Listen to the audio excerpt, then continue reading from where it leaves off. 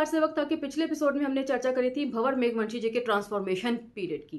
भंवर मेघवंशी जी अपने आत्मकथा में कई जगह इस बात को लिख चुके हैं कि संघ से मिले संस्कार उनका पीछा नहीं छोड़ते, लेकिन पिछले एपिसोड में हमने देखा कि किस तरीके से उनका ट्रांसफॉर्मेशन होता है एक स्वयं सेवक से लेकर एक मानवतावादी प्यार सेवक तक। इसे वे बाखूबी एक्सप्लेन करते हैं पिछले एपिसोड में, और अब हम चर्चा को यहां से आगे लेकर जाएंगे। लेकिन आज का एपिसोड बेहद संजीदा है और मैं चाहती हूं कि आप इसी संजीदगी के साथ उसे सुने और ऊल जलूल कमेंट करने से कमेंट सेक्शन में बचें। आज का एपिसोड जो है वो फोकस करता है एक ऐसे चैप्टर के ऊपर जिसे भारतीय इतिहास में काला धब्बा कहकर संबोधित किया जाता है, और इसकी संजीदगी का मुझे पूरा अंदाजा है और अपनी पूरी जिम्मेदारी के साथ अम्बेडकरनामा के मंच से मैं इस टॉपिक को पढ़ रही हूं। चलिए, जय भीम, मैं शालिनी और आप देख रहे हैं अम्बेडकरनामा। आज का टॉपिक है टॉपिक 44, भगवा तालिबानियों का गुजरात नरसंहार। यूं तो इसके ऊपर हम पहले भी चर्चा कर चुके हैं प्रोफेसर राम पुनियानी जी की पुस्तक हिंसा, सांप्रदायिकता, मिथक और यथार्थ के चलते, एपिसोड 3 आप देख सकते हैं। उसका स्पेसिफिकली गुजरात दंगों को लेकर ही वो बनाया गया था एपिसोड 3 इस पुस्तक का।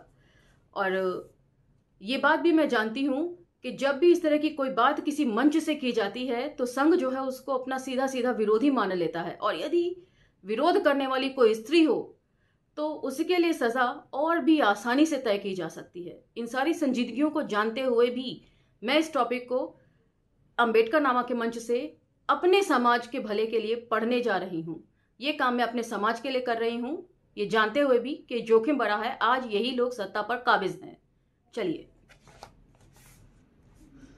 सरकारी सामाजिक अंकेक्षण के तहत की गई जन सुनवाइयों की समाप्ति के बाद जब हम लोग देवडुंगरी लौटे तो खबर मिली कि गुजरात के गोधरा शहर में ट्रेन में लगी आग से 60 राम सेवक मारे गए। एनकेएसएस की ओर से एक बयान तुरंत जारी किया गया जिसमें गोधरा कांड की कड़ी निंदा करते हुए दोषियों के विरुद्ध कार्रवाई की मांग की गई और मृतकों के परिजनों के प्रति संवेदना व्यक्त की गई। उस दिन सारे लोग काफी आहत थे कि कैसे कोई किसी को जिंदा जलने को बाध्य कर सकता है या किसी की जिंदगी छीन सकता है। ये बयान मैंने ही ड्राफ्ट किया था जो स्थानीय समाचार पत्रों में छपा था। इस दुखद घटनाक्रम के बाद गुजरात सरकार संघ परिवार के विभिन्न संगठनों और प्रशासनिक मिलीभगत से अल्पसंख्यकों का एक तरफ कत्लेआम किया गया, जिनमें 2000 से भी ज्यादा लोग मारे गए। इसे दंगा कहना अनुचित होगा क्योंकि कोई भी दंगा दो समुदायों के बीच में होता है। यहां तो एक प्रायोजित नरसंहार था जिसमें योजनाबद्ध तरीके से एक पूरी नस्ल का सफाया किया जा रहा था। सरकार की ओर से इसे क्रिया की प्रतिक्रिया कहकर ऐसे भयानक रक्तपात का सामान्यीकरण करने की शर्मनाक कोशिश की गई थी। और ये सभी बातें अपनी आत्मकथा में बतौर पत्रकार भंवर मेघवंशी जी ने लिखी होंगी, क्योंकि उन्होंने बतौर पत्रकार ही इस पूरे घटनाक्रम को देखा होगा, लोगों से मिले जुले होंगे, उनके बयान दर्ज किए होंगे और पूरी घटना का एनालिसिस किया होगा, मूल्यांकन किया होगा, तब जाकर वो इन सब निष्कर्षों पर पहुंचे होंगे। तत्कालीन मुख्यमंत्री नरेंद्र मोदी की भूमिका पर तत्कालीन प्रधानमंत्री अटल बिहारी वाजपेयी ने ही सवाल उठाते हुए यहां तक कह दिया कि राजधर्म का निर्वाह नहीं किया गया। राजधर्म निभाया भी कैसे जाता जबकि एक ही धर्म के लोगों को राज ने पूरी छूट दी हुई हो और वह अपने गुस्से का जैसे भी चाहे प्रकटीकरण करे। सरकार के आला हुक्मरानों से लेकर नीचे के पार्टी कैडर तक ने इस हिंसा में अपना योगदान दिया। मुख्यमंत्री मोदी की एक वरिष्ठ मंत्रिमंडलीय सहयोग माया कोडनानी पर आरोप है कि उन्होंने खुद मुसलमानों के नरसंहार में अपनी भूमिका निभाई, जिसके चलते वे जेल में रही हैं। तो यहाँ पर देखा आपने औरतें भी किस तरीके से मनुवाद को पोषित करती हैं, और लेटेस्ट उदाहरण तो इसका आप नुपुर शर्मा को देख ही सकते हैं, जिन्होंने अपने कृत्यों से पूरे देश के सामने पूरे दुनिया के सामने देश का सर जो है नीचा किया। देखा यह गया है कि संघ के कई स्वयंसेवक, भाजपा के कार्यकर्ता, थाने के पुलिसकर्मी और कतिपय प्रशासनिक व पुलिस अधिकारी तथा कर्मचारीगण हर कोई राज्य के मुखिया को खुश करने के लिए इस नरमेध का हिस्सा बन गए थे। तो ये है मौजूदा प्रधानमंत्री श्री नरेंद्र मोदी जी का कैरेक्टर सर्टिफिकेट आप यहां से उठा सकते हैं। इस बात को कहने के लिए मैं पूरी संजीदगी के साथ इस बात को कह रही हूं और पूरी जिम्मेदारी के साथ। 2-3 दिन तक चले इस तांडव में गांधी के गुजरात को गोडसे का गुजरात बना डाला। उग्र हिंदू भीड़ के पास मुस्लिम प्रतिष्ठानों और घरों की सूचियां थीं, जिसके आधार पर लूटपाट और मारकाट की जा रही थी। तो कितनी बड़ी बात है कि पहले से ही एड्रेस जो है वो उनके हाथों में थे कि कहां पर कौन सा मुस्लिम किस जगह रह रहा है और कहां इनकी बस्तियां स्थापित हैं। कितने प्लान तरीके से सारी चीजें ये की गई होंगी, आप इसकी संजीदगी को समझ सकते हैं। अहमदाबाद की गुलबर्ग सोसाइटी में कांग्रेस के पूर्व सांसद एहसान जाफरी को हिंदू अतिवादियों की भीड़ ने निर्ममता पूर्वक काट डाला और फिर सरेआम जला दिया, जबकि उन्होंने सुरक्षा के लिए तत्कालीन मुख्यमंत्री नरेंद्र मोदी से गुहार लगाई थी, लेकिन मदद नहीं मिल पाई। बताया जाता है कि पुलिस कमिश्नर स्वयं आकर जाफरी से मिले और निश्चित रहने के लिए कहा। बाद में उनके जाते ही भीड़ ने जाफरी के घर पर धावा बोल दिया। थानों पर भगवा तालिबानियों ने कब्जा कर लिया। जहां कहीं भी सुरक्षा के लिए थानों में फोन गए, वहां सुरक्षा नहीं, मौत पहुंचा दी गई। कैसे कैसे विभत्स उद्घाटन इस आत्मकथा में किए जा रहे हैं कि पूरा जो है पुलिस थानों में जाकर इन लोगों ने डेरा डाल दिया और जहां से भी मदद की गुहार लगाई गई, इन्हें पता था कि ये एड्रेस क्या है और वहां पर जो है वो मुस्लिम लोग रह रहे हैं और उनको जाके सीधा मार डालना है। ये पढ़ते वक्त मैं सहज नहीं हो पा रही हूं, क्षमा कीजिएगा। नरोड़ा, पाटिया से लेकर गुजरात के छोटे से छोटे इलाकों तक में मस्जिदों और मज़ारों को या तो तोड़ दिया गया अथवा जलाकर खाक कर दिया गया। मुस्लिम बस्तियों पर भगवा आतंकवादियों ने पेट्रोल के बम फेंके, गैस के बाटले यानी कि सिलेंडर फोड़े, निर्दोष और बेगुनाह मासूमों को तलवार से काटा गया, चाकू घोंपे गए या जिंदा ही सामूहिक रूप से जलाकर राख कर दिया गया। एक जगह तो कुएं में धकेलकर उसे मिट्टी से भर दिया गया। औरतों के साथ दक्षिणपंथी संगठनों के चरित्रवान, अनुशासित और सांस्कारिक देशभक्त गुंडों ने सामूहिक बलात्कार किए। गर्भवती स्त्रियों के पेट फाड़कर उनमें से भ्रूण निकालकर उसे हवा में उछालकर तलवार से टुकड़े टुकड़े करने का भयानक जन्य कुकृत्य किया गया। पूरा देश इन राष्ट्रभक्तों के कृत्यों पर शर्मिंदा हो गया। देश की बुनियाद हिल गई। लोगों को हिटलर याद हो आया। लोगों ने इतिहास के सबसे क्रूर और आताताई शासकों को याद किया और आज यही सारे कृत्य करने वाले बिल्किस बानो केस, यदि आपको याद हो, 15 अगस्त को आजाद कर दिए गए। आजादी का जश्न कुछ इस तरह मनाया गया इस साल देश में। तो यहां पर ये सारी जितनी भी चीजें हैं, बहुत सारे रिपोर्टर्स ने, मुझे याद है, उन पर भी हमला किया गया, रिपोर्टर्स के कैमरे भी तोड़े गए। मैं इतनी बड़ी तो थी कि मुझे ये सारी चीजें याद हैं। और मुझे याद है वो न्यूज ट्रैक करके जो कैसेट्स थी, वीडियो कैसेट्स, वो बहुत ज्यादा सर्कुलेशन में थी उन दिनों। उनमें ये सारी चीजें अपनी जान जोखिम में डालकर रिपोर्टर्स ने जहां जहां से भी इकट्ठी करी थी, उसको उन्होंने न्यूज ट्रैक के जरिए लोगों तक पहुंचाया था। ये भी मेरी स्मृतियों में है, क्योंकि मैंने बहुत सारे लोगों से सुना था कि न्यूज ट्रैक देखो, उसमें सब कुछ है। और राणा अय्यूब की गुजरात फाइल्स, वो भी उन्होंने अपनी जान को जोखिम में डालकर लिखी थी। उसका भी पाठन मैं अंबेडकर नामा के मंच से करूंगी।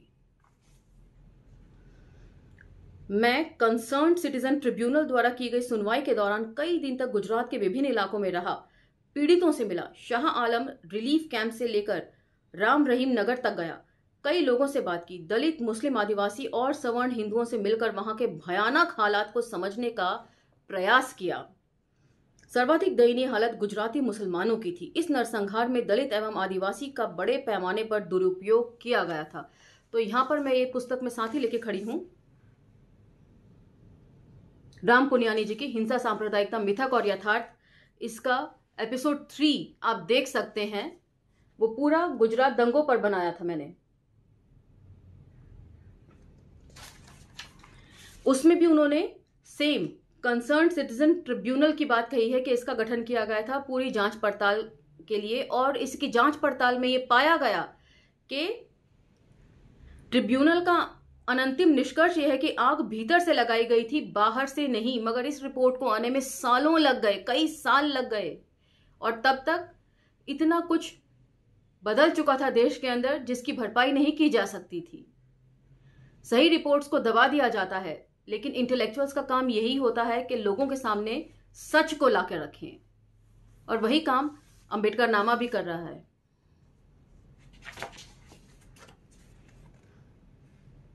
इस नरसंहार में दलित एवं आदिवासियों का बड़े पैमाने पर दुरुपयोग किया गया था। कैसे, ये समझने वाली बात है, और आज भी हमारे समुदाय के लोगों को इस चीज को समझना पड़ेगा कि उनका दुरुपयोग किस तरह किया जा रहा है और किस काम के लिए किया जा रहा है।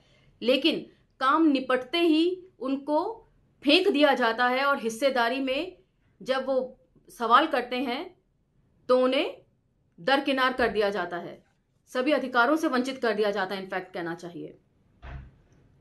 लूटपाट और मारपीट के दौरान मची अफरा तफरी के दरमियान पुलिस गोली के शिकार होने वाले इन्हीं वर्गों के लोग थे। मतलब उन ताकतों का खेल सफल रहा था जो दलित, आदिवासी और मुस्लिम को आपस में लड़ मरते हुए देखना चाहती थीं। इस जनसंहार में हजारों की तादाद में मुसलमान मारे गए, और पुलिस की गोली से सैकड़ों दलित आदिवासी भी मारे गए। जिन्होंने लड़ाया था वे सुरक्षित ही बने रहे। और इसके आगे अब भंवर मेघवंशी जी जो बात कह रहे हैं उसे बहुत गौर से सुनने की बात है और समझने की भी बात है। जो वे बात कह रहे हैं वो उनका बहुत सटीक एनालिसिस है। जिन्होंने लड़ाया था वे सुरक्षित ही बने रहे। आज भी देश भर में इन्हीं वर्गों को परस्पर लड़ाया भिड़ाया जाता है। इनकी दुर्दशा एक सी है, बस्तियां एक दूसरे से सटी हुई हैं। दोनों ही वर्ग संदेह के घेरे में रहते हैं। एक ही क्षमता पर अविश्वास है तो दूसरे की वतन परस्ती पर संदेह की सूली पर हमेशा टंगी रहती है। तो यहाँ पर सवर्ण लोग जो है वो दलितों से हमेशा मेरिट का सर्टिफिकेट मांगते हैं और मुस्लिम लोगों से हमेशा देशभक्ति का सर्टिफिकेट मांगते हैं, और दोनों ही चीजें गलत हैं, जबकि खुद वो इन दोनों ही चीजों में लगातार फेल होते हैं। ना तो उनके पास अंबेडकर जैसा मेरिट है, ना फूले दंपति जैसा किया गया सामाजिक कार्य है, और ना ही पेरियार का आक्रोश है उनमें, और ना ही बीबी मंडल जैसी वो ईमानदार रिपोर्ट प्रस्तुत कर सकते हैं, और ना ही परमवीर चक्र से सम्मानित अब्दुल हामिद जैसी वतन परस्ती उनके पास है। दोनों दुखी हैं, महादुखी हैं, लेकिन धर्म के ठेकेदार दोनों तरफ से गरीबों को आमने सामने खड़ा करते हैं, मरवाते कटवाते रहते हैं। आज दलित अपने आप को कट्टर हिंदू साबित करने के लिए दंगे फसाद में सबसे आगे रहते हैं। इन्हें कौन समझाए कि ये जो धार्मिक अल्पसंख्यक हैं उनका 80% हिस्सा तुम्हारे ही वर्ग से गया है। समानता की खोज में जो लोग धर्मांतरित हो गए हैं वे दलित के रक्त संबंधी ही हैं, मगर अपने ही खून के रिश्तों का खून करने पर उतारू इन भ्रमित लोगों को कौन समझाए कि तुम्हें आपस में लड़वाकर मजा कोई और ही ले रहा है। और ये बात भी प्रोफेसर राम पुनियानी जी की पुस्तक हिंसा सांप्रदायिकता मिथक और यथार्थ में हमने बाखूबी पढ़ी थी कि धर्मांतरण की जरूरत क्यों पड़ी। और सबसे पहले धर्मांतरण जो है वो बंगाल में देखने को मिलता है, दक्षिण में देखने को मिलता है, क्योंकि वहां पर जो छोटे समुदाय के लोग हैं बराबरी की खोज में उन्होंने धर्मांतरण बड़े पैमाने पर किया।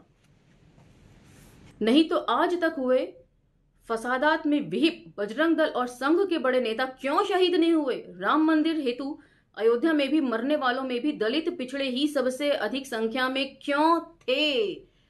ये सबसे इंपॉर्टेंट बात है और ये सोच विचार इस पर होना चाहिए।